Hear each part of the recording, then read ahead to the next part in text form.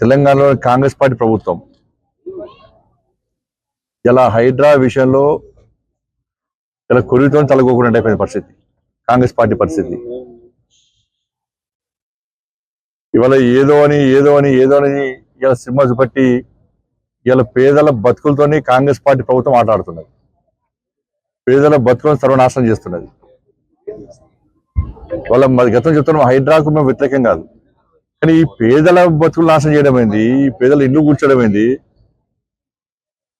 అసలు ప్రభుత్వం యొక్క ప్లాన్ ఏంది? ఇవాళ హైడ్రా అటు పోయింది, మళ్ళీ ఇప్పుడు నెక్స్ట్ స్టార్ట్ అవుతుంది, ఇలా మూసి స్టార్ట్ అవుతుంది. వాళ్ళ మూసి ఆ ప్రాంతంలో మొత్తం కూడా ఇళ్ళను కూర్చే ప్రయత్నం చేస్తున్నట్టు ఇప్పుడు సమాచారం వచ్చింది. కూలుస్తున్నారు కూడా. ఇప్పుడు అదైపోయింది. మూసి ప్రక్షాళన అంటే ఏం ప్రక్షాళన చేస్తారు? నేను చిన్నప్పటి నుంచి అది మూసి ప్రక్షాళన చెప్పండి. 30-40 సంవత్సరాల నుంచి ఉంటారు మూసి ప్రక్షాళన చెప్పండి. అంతకుముందు ఆ జపాన్ నిధులు ఖర్చు పెట్టారు, నెక్స్ట్ జమైకా నిధులు ఖర్చు పెట్టారు. మరి ఏడవైనాయో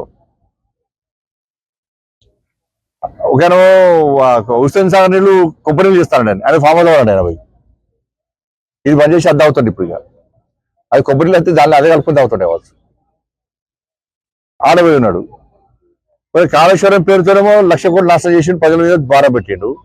ఇప్పుడు వీళ్ళేమో మూసినది పక్షాల కోసము 1,00,000 కోట్లు ఖర్చు పెడతారట.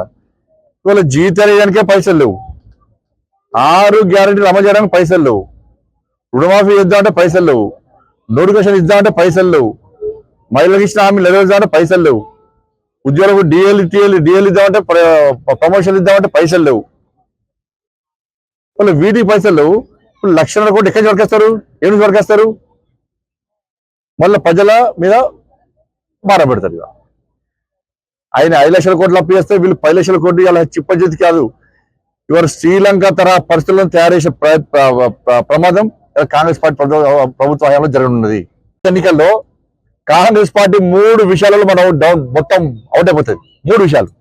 ఒకటేమో హైడ్రా విషయంలో ఇలా ఇది తప్పు, మీరు పేదల ఉసురు వేసుకుంటున్నారు, పేదల పుట్ట కొడుతున్నారు, పేదలు అరిగోసపడుతున్నారు అని చెప్పించి ఈ తెలంగాణ రాష్ట్రంలో గ్రామాల్లో కూడా ప్రజలు ఇలా బాధపడుతున్నారు. వాళ్ళు గుణపాఠం చెప్పడానికి సిద్ధంగా గ్రామ పంచాయతీ కూడా కాంగ్రెస్ పార్టీకి.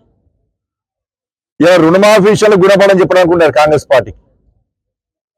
ఇలా 6 గ్యారెంటీల విషయంలో ఇలా కాంగ్రెస్ పార్టీకి అవినీతి ప్లస్ 6 గ్యారెంటీల విషయంలో కాంగ్రెస్ పార్టీ గుణపాఠం చెప్పడానికి సిద్ధంగా ఉన్నారు. ఇలా ఈ పార్టీకి ఓటారు, మీరు మర్చిపోయాల. రుణమాఫీ విషయంలో బీఆర్ఎస్ పార్టీ కాంగ్రెస్ పార్టీ మీరు ఎన్నికలకు సిద్ధమా? మీరు ఈ అంశం మీద వాళ్ళు 1,00,000 రూపాయలు రుణమాఫీ చేస్తారు, వాళ్ళు మోసం చేశారు.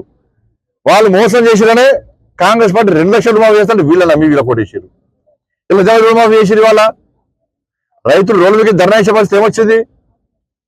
ఆ 3 విషయాలంటే ఒకటేమో హైడ్రా, ఇంకొకటేమో 6 గ్యారెంటీలు, ఇంకోటేమో గ్రామ పంచాయతీ మాజీ సర్పంచ్ల పరిస్థితి.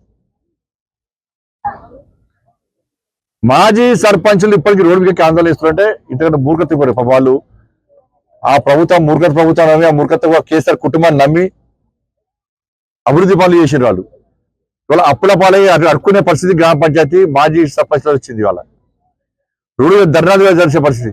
ఆత్మహత్యలు చేసుకున్నారు.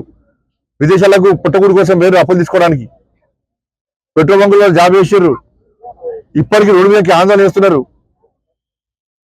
ఎన్నికల నుంచి ప్రభుత్వం చెప్పింది సాయం చేస్తామన్నారు. ఇవాళ ఏమైంది?